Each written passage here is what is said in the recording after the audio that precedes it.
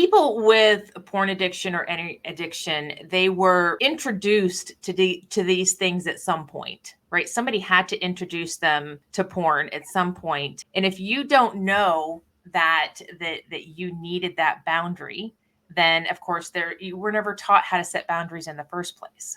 You feel uncomfortable when something is presented to you. People who are presented with watching porn are probably feeling a little uncomfortable the first time that they watch it. Take control of your life. Break the chains and rise.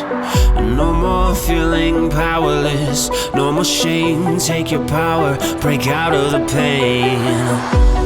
Because it's more than fornication, more than procreation. It's not just self-stimulation. Sex energy is for creation and transformation into a new destination. This is Porn Talk. Porn Talk. Change your heart from dark to light. Porn Talk. Break free. Take back your power and rise. I said take back your power. I said take back your power. Take back your power and rise.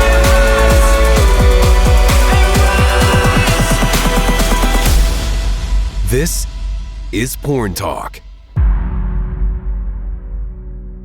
Here is your host, Eric Zuzak. With us today, we have Tenya Eickenberg, and she is an anxiety release coach, which I could use about right now. Tenya is not just any coach. She's a modern day healer who draws inspiration from the vibrant, heroic world of 80s cartoons like He-Man and She-Ra. In this episode, Tenya will share how she helps people channel their inner hero to overcome anxiety, depression, and even porn addiction. So get ready to learn how you can tap into your own superpowers to transform your life and become the hero of your own story. Yeah, absolutely. Let's welcome Tenya to the show. Welcome, Tenya. Thank you so much for having me. I'm excited. Me too. Well, anxiety. So I when guys come to me, they think they're coming to me to overcome porn addiction, which that's of course part of it. But what I tell them when we start working together is this is not about the porn. Mm-hmm. This is not about the porn. This is not about the porn. So Tenya, if it's not about the porn, then what is it about?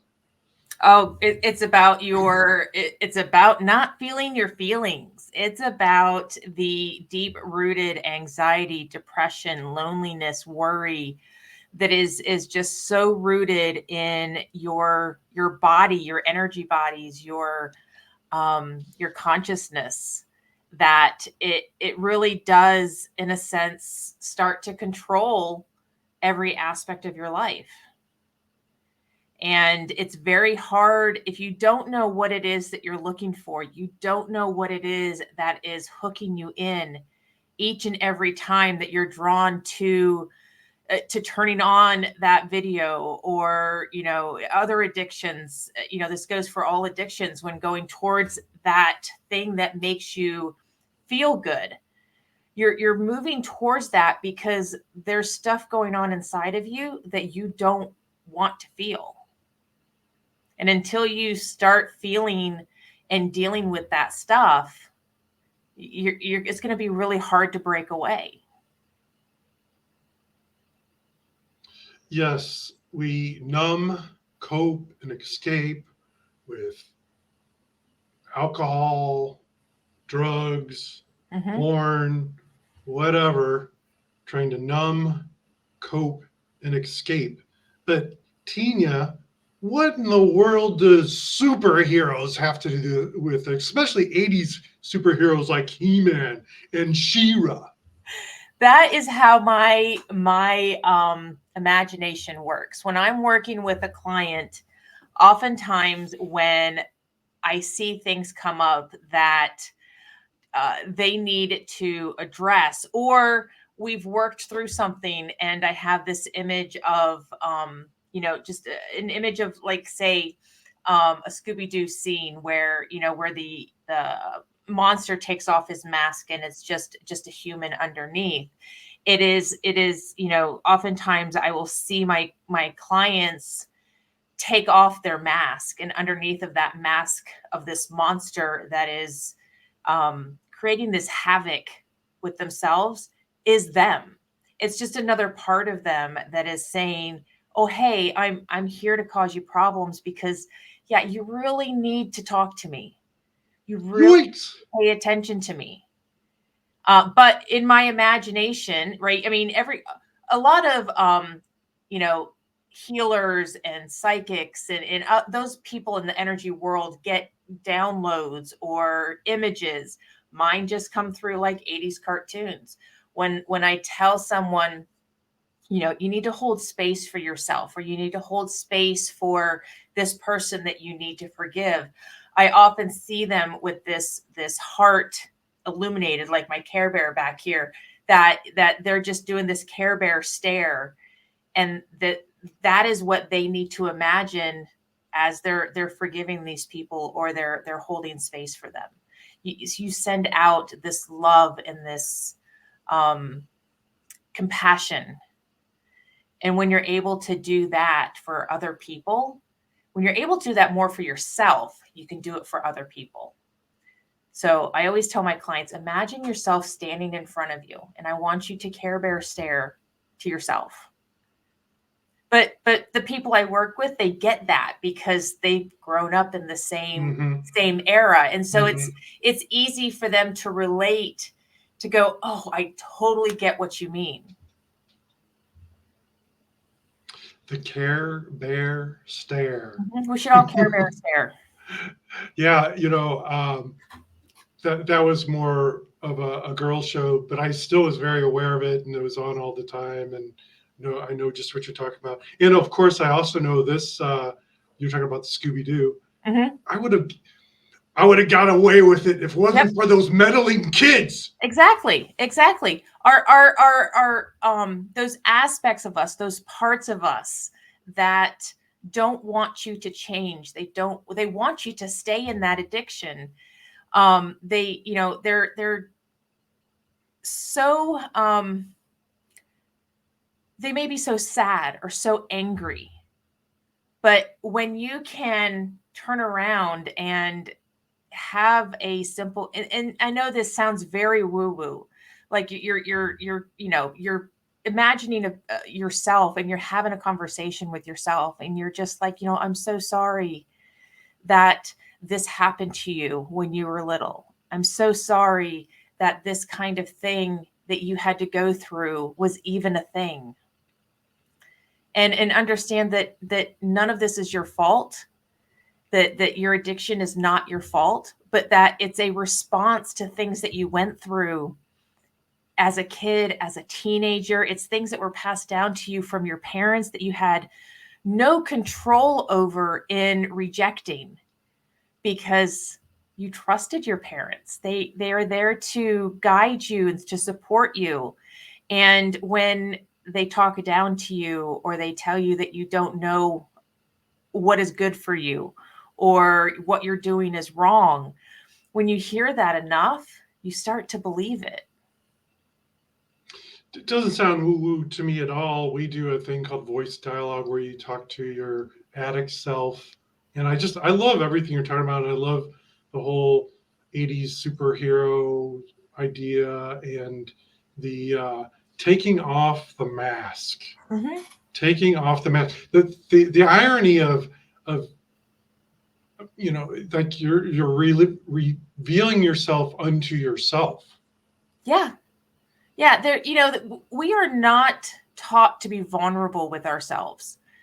it's hard enough to be vulnerable with other people.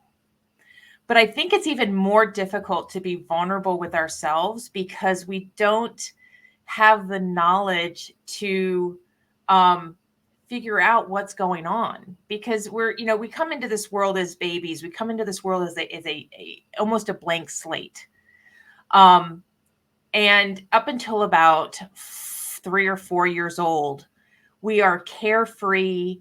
We just have fun. We run around, and around 3 or 4 years old, when our conscious mind really starts to develop and we really start paying attention to our environment, we're all of a sudden kind of compressed, right? We're taught by our parents and other adults what they think is right and what they think is wrong. And I'm totally to blame for that as well with my kids.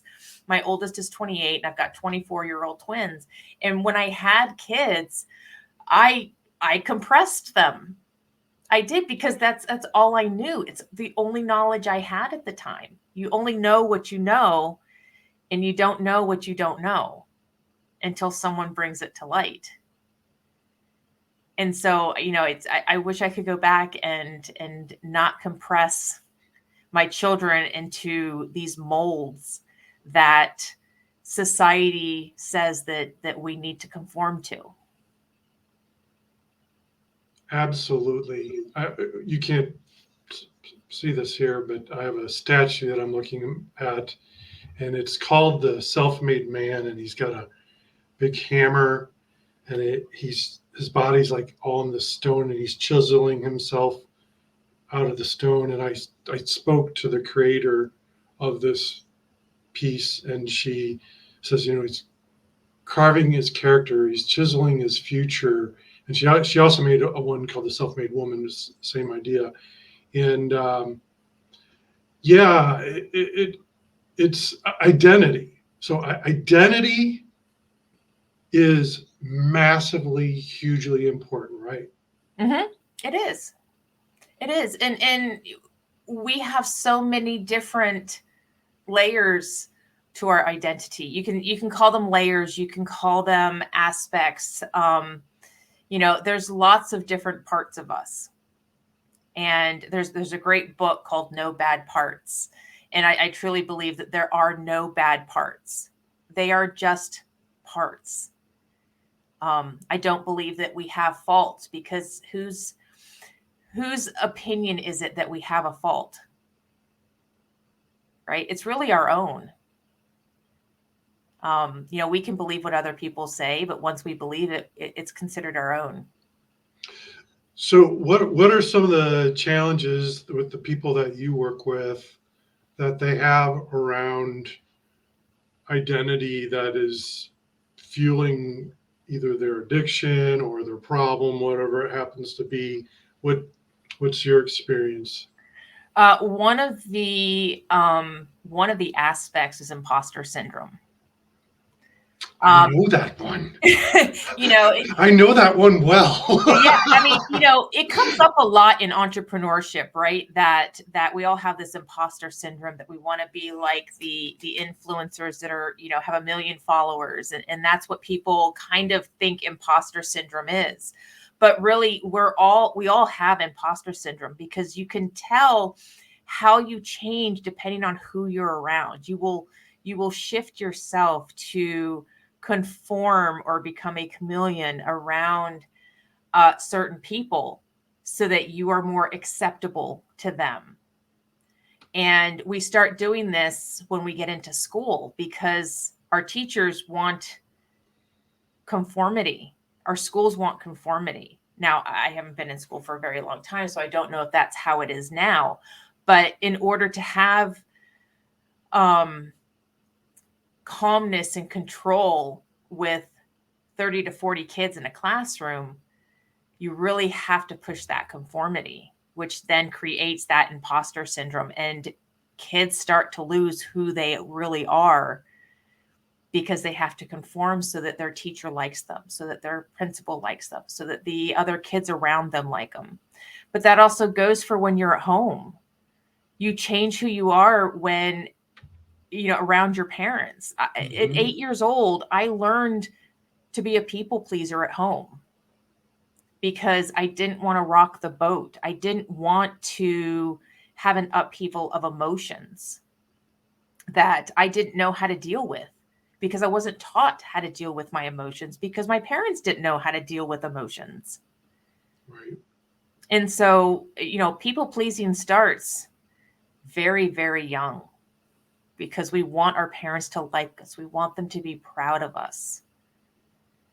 And our parents, they grew up in a world where they were taught the same thing. So you can't blame them for it. It took me a long time to come to that conclusion that I really can't blame my parents for how they raised me, because they only had the knowledge that they had. And people will say, oh, well, that's a very unfair statement. Like, they could have sought out different ways. But if they didn't have the knowledge to seek things out, how are they going to seek things out? It's not an excuse. It's just, I just choose not to blame them anymore for it. Yeah. They did the best with the tools they had at the time. And some people's toolboxes are smaller than others. Exactly. And some toolboxes stay closed, so you can't put anything else in. There are absolutely times when people are presented with tools that can really help them.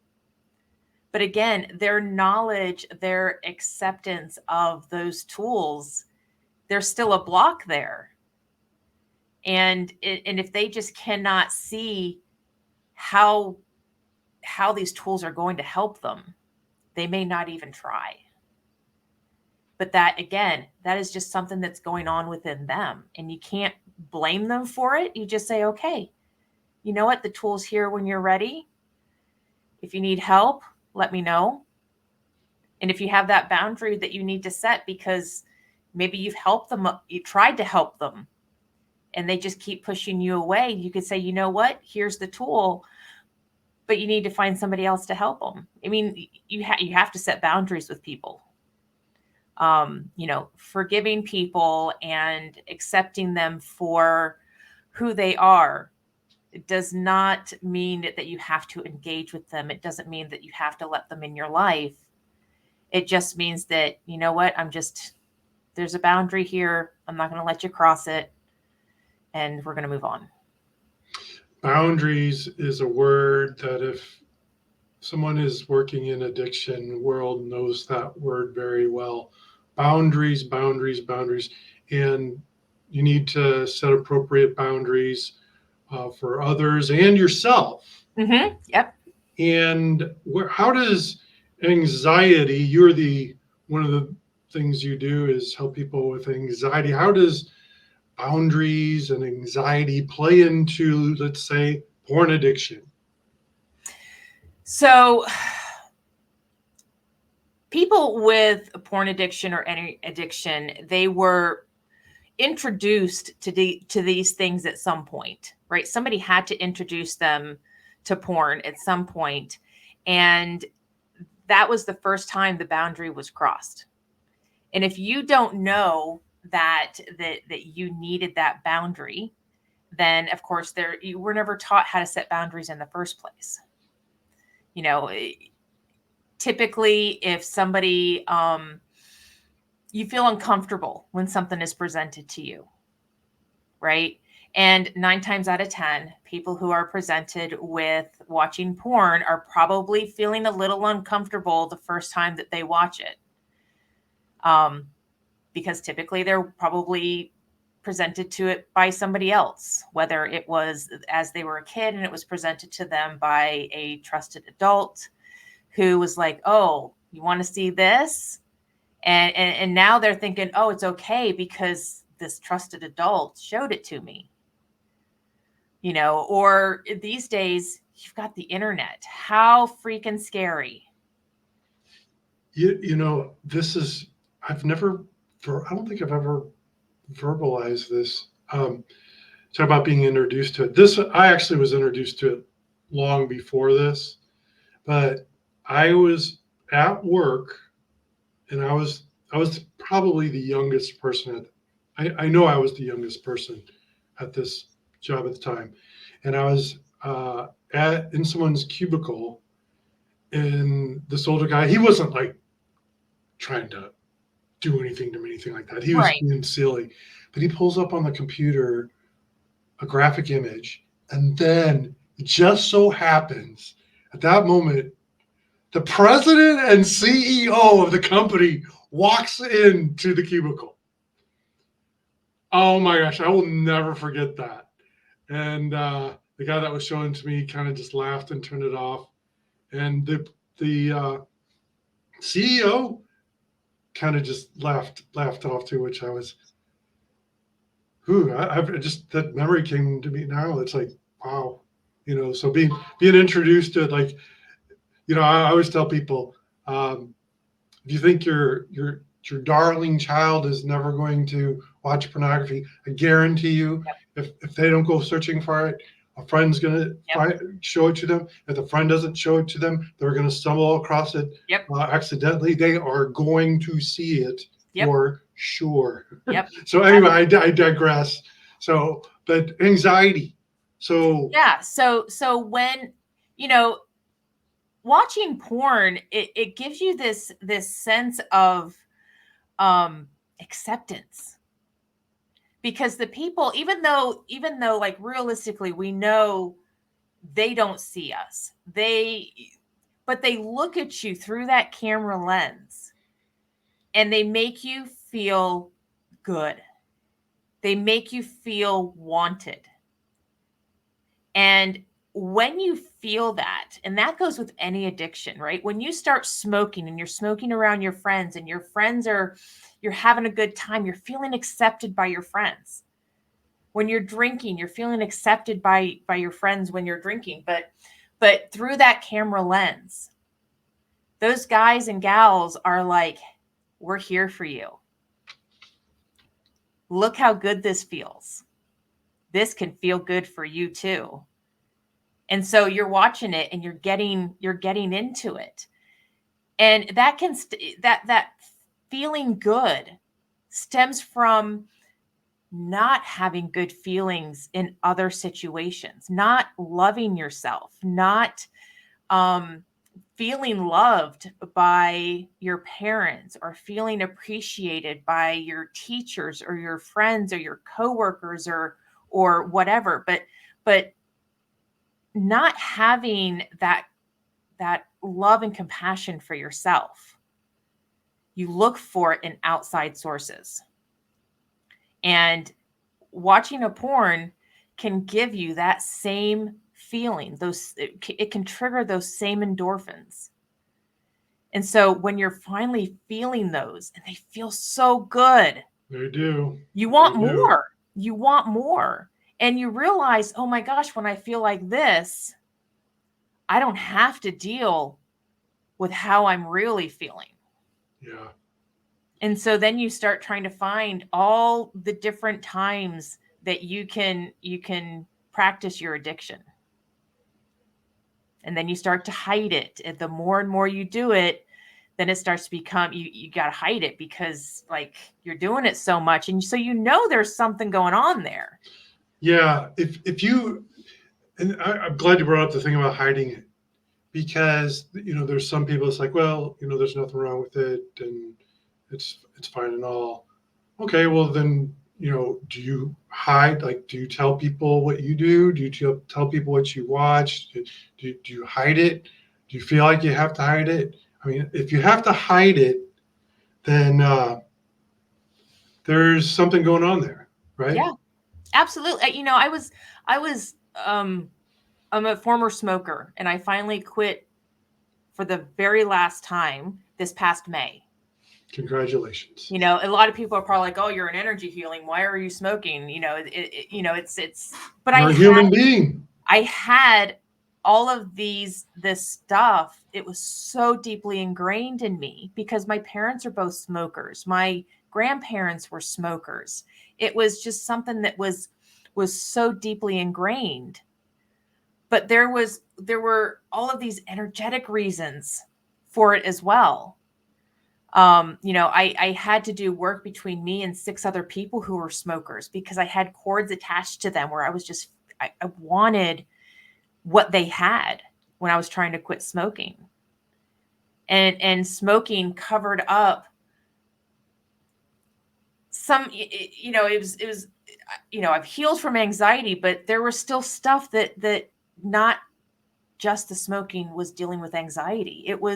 There was so much more to it. There were beliefs attached to it. There were, the chemical endorphins from the nicotine that would make me feel good. And it can take a lot of work to heal from an addiction. Absolutely. All those endorphins, dopamine, all Mhm. those feel good chemicals. It feels so good in the moment. Yeah, But then when you're done, reality comes crashing down. right. Right.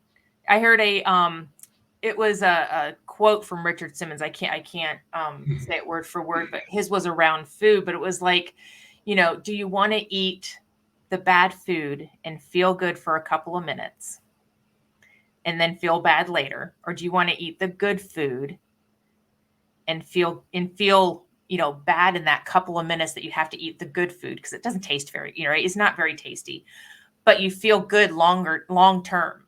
You feel Yeah. good later. And it's the same thing, all right? Do you want to watch that porn in the moment and feel good for that, 20 or 30 seconds and feel bad later because that that really didn't serve you long term? Or do you want to stop and work on that, do that inner work, the energetic work, the conscious work, so that while you're struggling in the meantime to feel good long term, you're going to feel amazing.